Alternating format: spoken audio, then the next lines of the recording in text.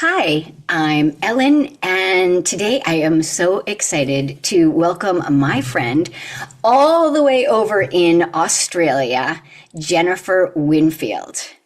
Hi, Jennifer. Welcome, and thank you so much for Hello. coming. Hi, thank you so much for inviting me on. I appreciate it. Oh my goodness, it is absolutely fantastic. So I just sort of wanted to first start out with asking you about how this all began for you. What was, the kind of like, when did you know that these symptoms were severe enough that something was really going on?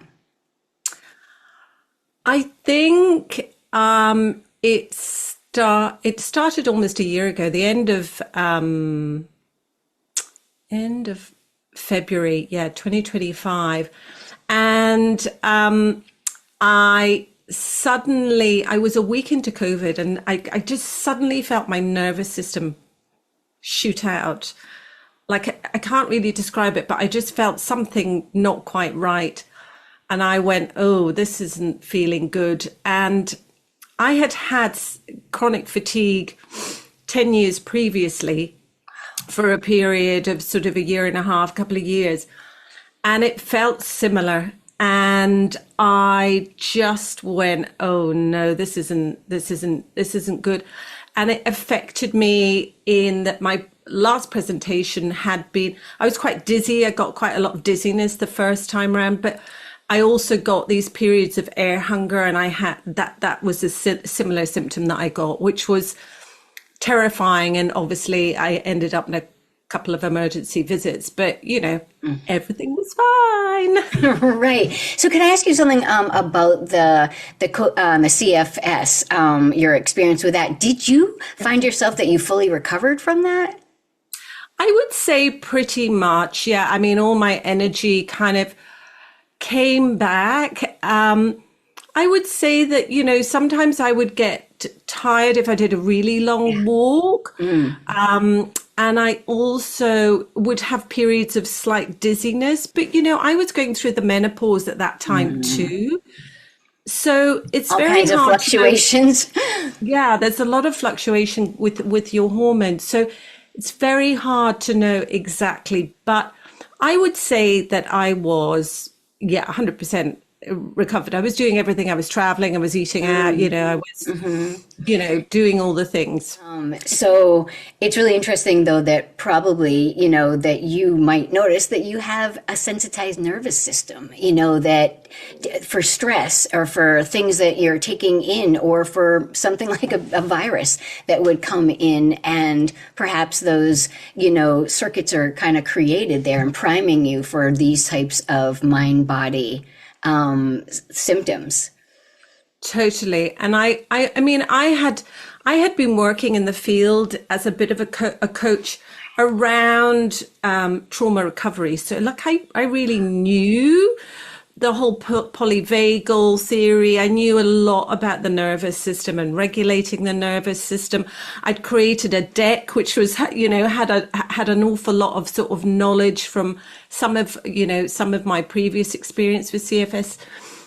So I would say I was aware, but I was still completely floored by the whole thing, Right. because that's what happens, is that when your nervous system is activated, you can't really get your logical mind on board. You haven't got the ability to kind of put, you're in it.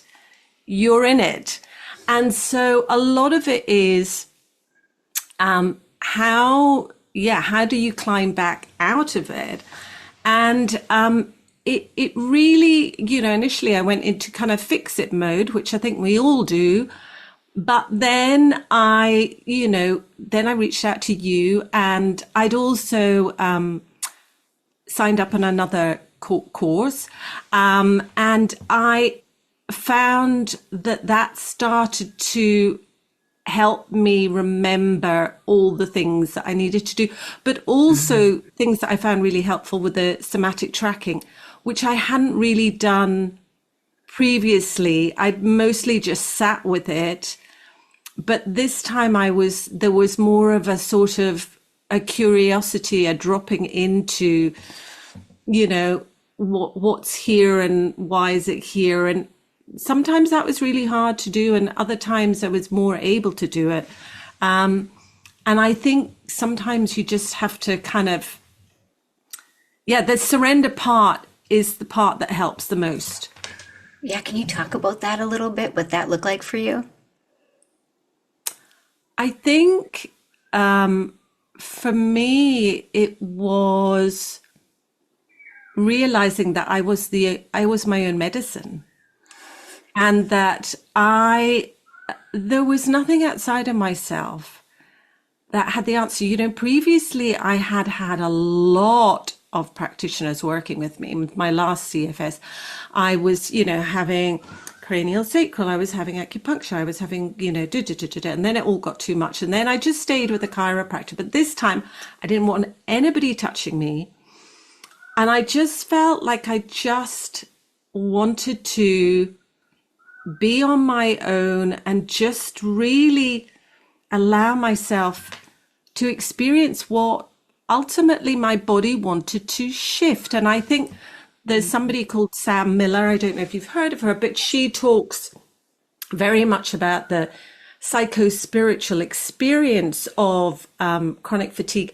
And that really resonated for me. I mean, I'm a deeply spiritual person. I don't know if you can see behind, I've got like loads of oracle decks, and not in a kind of, but in like, I really believe that, do what you do so that it really helps you and really grounds you and really helps you feel safe. And so I've never kind of demonized any of that. I've always gone, well, if it helps me and it makes me a kind person and makes me able to connect more openly with people, helps me open my heart to people, then, that's what resources me. And so I've always had that capacity to be very spiritual. And I think when Sam talked about, your body knowing exactly what it needs to do to clear what's ever in your nervous system. Like, I knew that from childhood, I often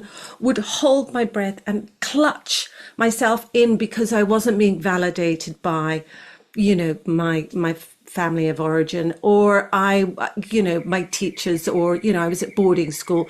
I lived in Africa as a child, at times we were at roadblocks, there were guns, it was, so there were a lot of times that I knew that was in my nervous system. And then also the parenting picture, I had raised 3 kids. I traveled a lot with them. I'd come to Australia, I'm originally from Scotland. And, I realized all these big things that I'd done in my life had come at the exclusion of sometimes being able to listen deeply to what my body was going through. I just would push through it. And I think it was the pushing through, living in a society that, really asks so much of women in particular, but not just women, men too, to be more all the time, that I just think my system needed a period to deeply heal. And that, I think, was my process. I just was like, well, if my body knows what to do, my mind is getting in the way and my brain is going, wah, then can I just trust?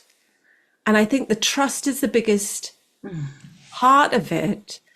And I think this is where my spiritual strength really came through.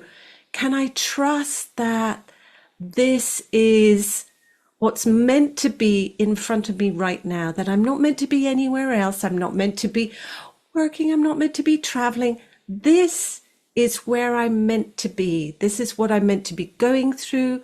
This is what my body wants to release. Can I support it by allowing it? And so I think that was really the surrender for me. Wow, Jennifer, that is just so incredibly powerful, what you're saying.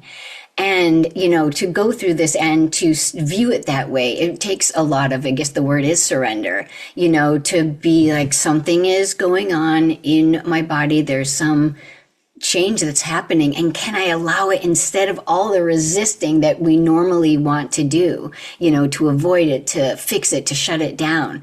But instead it sounds like you turn toward these and let the change happen, and even let the discomfort happen, let the anxiety be here. And, even if it shakes you to your core, you're gonna let it pass through so that it can be released. And that's, it takes a lot of courage to do that. But I think you're really tapping into the body's natural intelligence, and that's just incredible. I really, you basically did my whole spiritual course, so I don't need to teach it anymore. No, really, really amazing. And I love the way that when you do look at it that way too, you can see the meaning and the purpose for it, instead of just a hope about how, horrible or what a, victim we are about going through this. Totally. Yeah. Totally. And I think we can get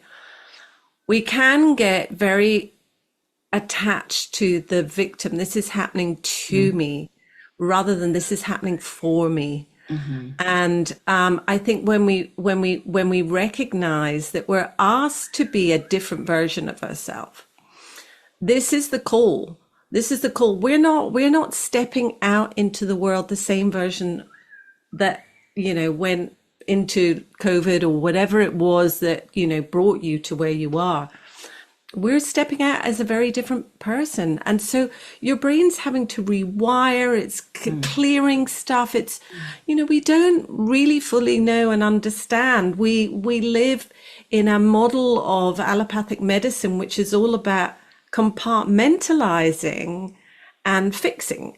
And so therefore it doesn't do well. I've got great girlfriends who are GPs, and they go, we don't do chronic illness. We don't. We're not good at that. And so there's become this, which is, thank goodness, because 10 years ago there wasn't that much of it, but there's been this, flourishing of this sort of coaching community that has started to arise to feel the need of so many people with chronic illness. Yeah, and chronic pain too. And a lot of chronic pain, who are really struggling, and they become the victim of, and they think they're the victim, rather than going, okay, well, how is this serving me, and how can I support myself as my body wants to go through this? To me, it felt like a birthing. I haven't given birth. I know you've given birth too. When your body is giving birth, you cannot stop that process happening.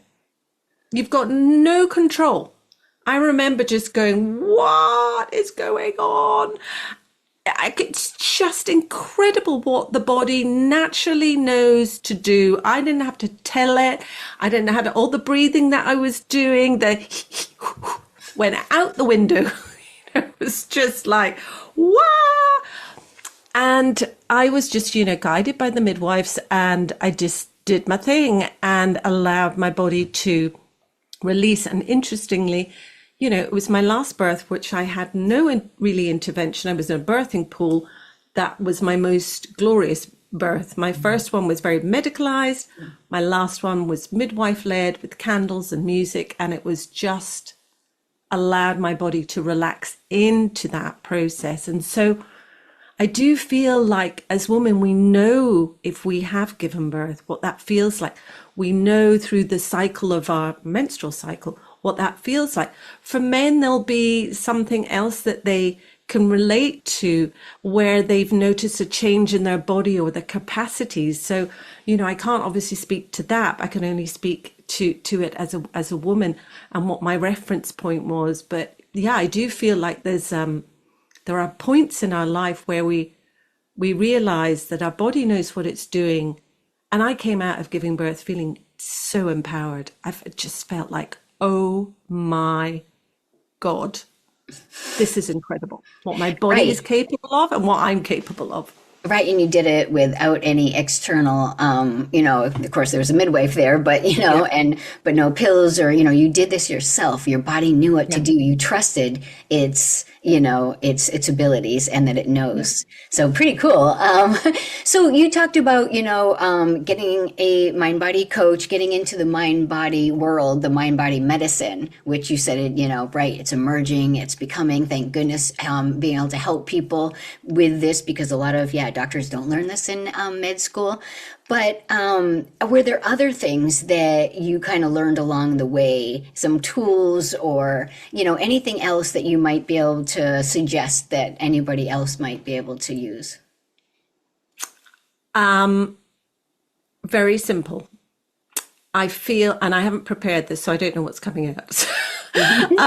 But I think when you're in it, you're in it, and you're in it. So there will be times, and I'm not fully out of it, and I'm really glad that we're doing this interview when I'm not fully out of it. I mean, I am, driving and out more and all the rest of it, but I'm really glad that, because it can be, when we've got people that are fully recovered, we go, oh, great. Right. I want somebody that still has that tangible feel of what it was like. And so I I've just recently been there, because I came out and then I went back in again, and then I'm coming out again. So when you're in it, you're in it. And that meant for me that I wouldn't be able to watch anything to distract myself on television. I would just have to be present. I would just give myself the space. I would have quite a lot of structure in my days. So I knew that, breakfast, lunch, get up and do and I would always try and get have up. Predictability. That predictability in my day, that was really helpful.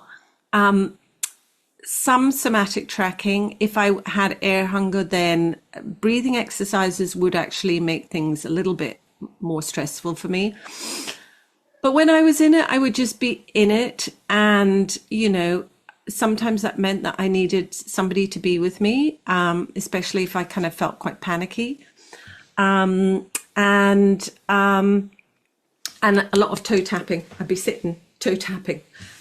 The other thing that I did that I found really, really, really helpful was opening the door back into my creativity. So that I knew, I came here to study with the Aboriginal people, and part of their healing recovery, without question, is the first thing they put in all the remote communities are art centres. Like this is just like, it's the thing that they do. And so they'll just sit there and they'll dot paint, or they'll create, or whatever. That's how they heal.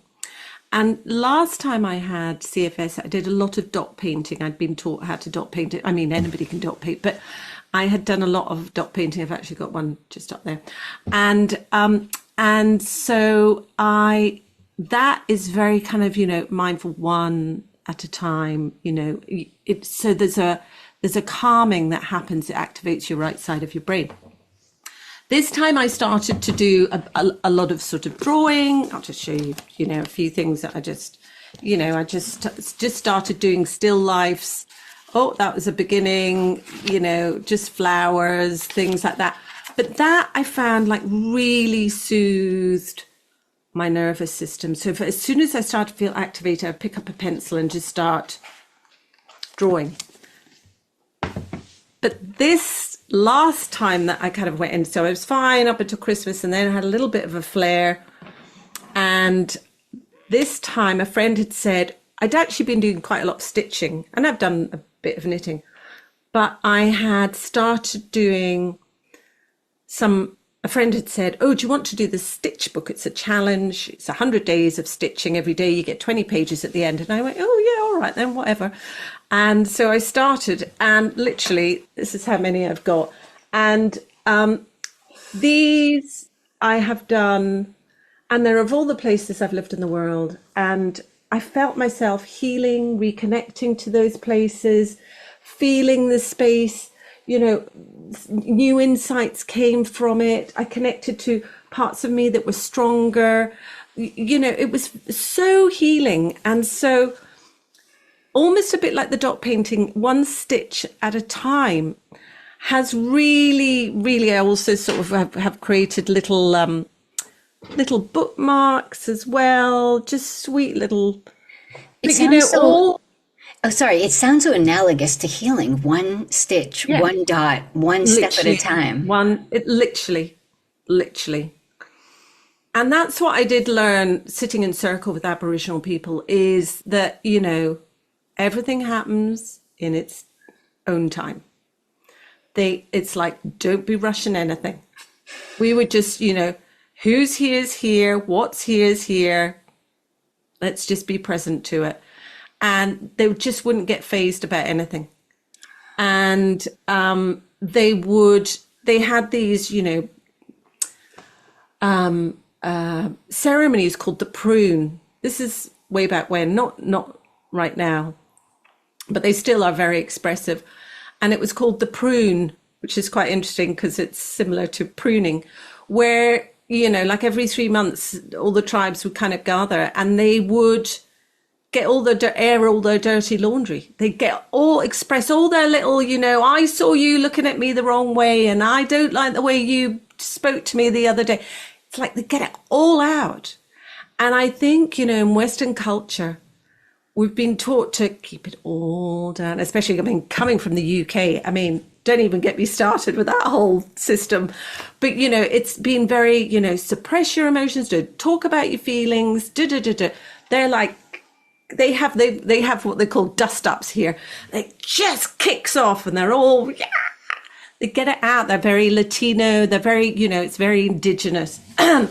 And, you know, growing up in Africa, I used to see that, you know, too, you know, that very expressive about, you know, how they felt about something. And I think, you know, I realized as I was going through this sort of experience of stitching that, you know, I would come into contact with these times in my life and, you know, some of the challenges but just stitching them and sharing that as a story kind of felt very healing. And so that has been like the biggest part for me is allowing another part of myself to come alive, that's what I'm talking about, the birthing process. Like who's trying to come out here? What version of you is trying to reveal itself and trying to heal? Your body wouldn't go into this spontaneous healing if it didn't want to emerge and, you know, create this new version of you that's coming out to the world. And so for me, I think it's been about really understanding the deeper call of your soul to reveal itself in a new and different way, to drop the roles, to allow it to just emerge in however it wants to.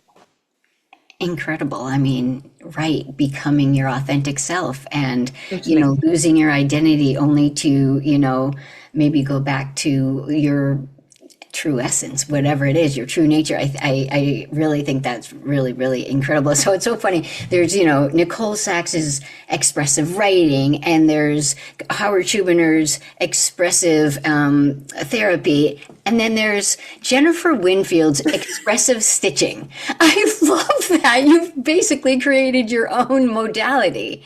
And, Yeah. you know, or creative art, you know, and I just Yeah. think that I love the way that's been a big part of your healing and your recovery. So thanks a lot for sharing. Along the way, I'm just wondering where you drew your strength from. Um, my children, and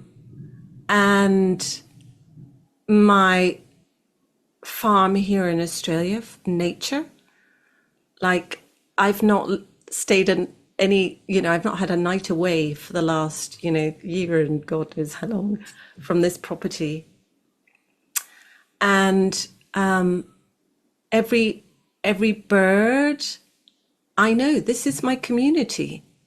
And so instead of feeling like, oh, I'm not getting out and seeing my friends and doing all the things, all of the, you know, my 2 goats who feature, as you know, on my social media. I have my goats and my 3 pigs and my dog Raffy, who's lying there on the seat. And, you know, my husband and my son lives here and with his girlfriend. And they just, everything around me, just, you know, getting outside when I could.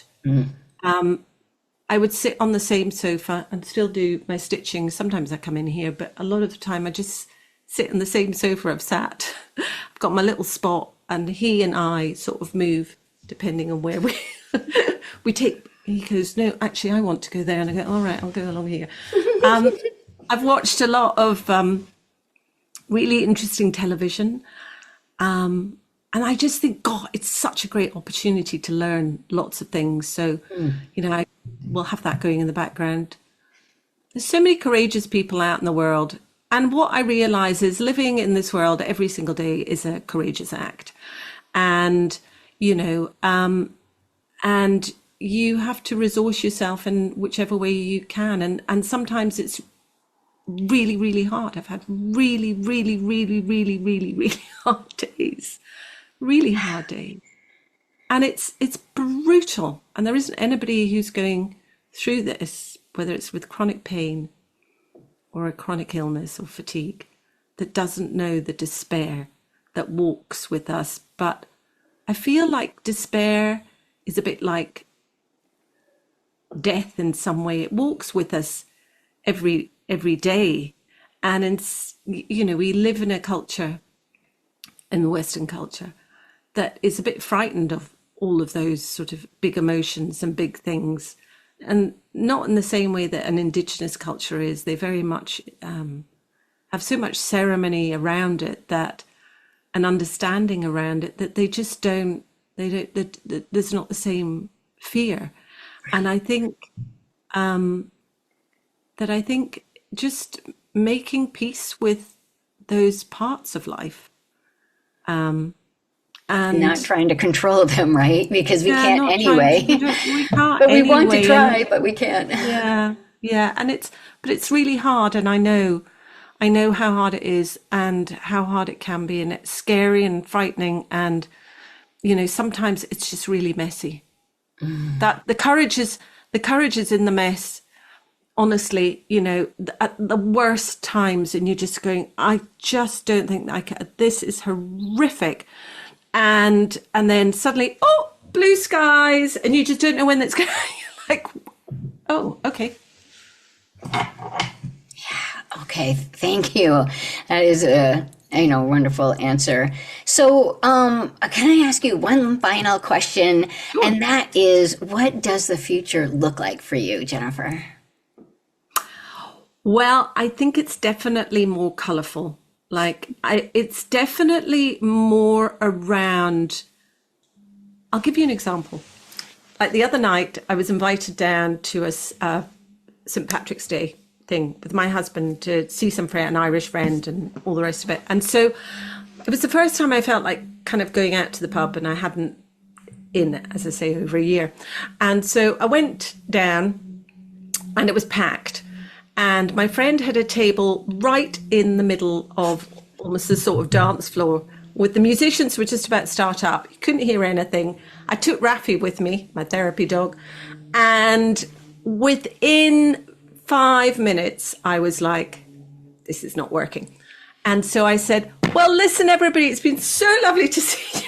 Have a happy St. Patrick's Day. And I left. Hugged everybody and I left. And I think, you know, who is that version of me? She is the version who listens to what she needs in the moment and goes, what you're feeling is valid. What you need is valid. Do what you have to do. You just set those, healthy boundaries, and you listened to what was going on, and you just knew everybody else can have a really great time. They can have, but it's not right for you. The stimulation, the whatever it is, it's just not right for your nervous system. that's probably one of the biggest things that we can learn, throughout this is where we actually can set some boundaries and what is, Totally. too much and when, because a lot of times, like you said, we strive, we push through. So that is a huge learning, and that's going to be Yeah, right for the rest of your life. But it's not to say that you don't have fun, because I know you do. You've got creek back there that you're swimming in, and you really I seize do. life. I do. I do. I I can do. cut that part out, I by the way. certainly do. And I also see my art becoming much more of an expression. I think, previously I did, as I said, I did some coaching work, and, I would run workshops, but always using art as a kind of form of therapy. And I see maybe myself doing more of that, maybe, using, I don't know, setting up a little stitch club. I don't know, but realizing that actually narrative therapy has its place, but I do think just silently stitching also has its place too. And did you know that in Chile, they actually the movement in the 1970s, I think during Pinochet, it must have been Pinochet, the woman actually used stitching as a form of a revolution. And so they do this kind of stitching to share their stories on in books, and it's part of like this huge collective movement down in Chile. And I loved it. It was an Argentinian girlfriend that told me about it, and I was just like, oh, I love that, we all kind of bring things in from other places, and we put our own flavor to it. So I loved that. It was part of a revolution, and I feel like in some way this has been part of my revolution of recovery too. So many, wonderful, rich things that you're talking about in your recovery. And I know it doesn't look like the same for anyone, but I love the way that you were able to share the parts that, were most profound for you, the learnings, what you learned about yourself, the trust that came in. And it's such a beautiful story. And I know that, you're still, every day is, kind of a new day. And I love the way that it's not like you're having that predictive coding or that anticipatory. You're just taking a day by day and listening to what happens. And there's not a huge outcome. It has to be there. It has to be there. And I think that is such a great way to live and to experience everything and still stay engaged in every part of life on your terms. So. Yeah, totally, totally. Well, thank you so much, Thank Jennifer, for you. being Thank here. you. This is a real big Pleasure. honor, and I love learning from you all the time. So thank you. Well, thank you, Ellen, and thank you so much for all your guidance and support during this very sort of challenging period of my life. I'm really grateful for all that you did to support me through it and continue to do to support me through it. Thank you. You're welcome.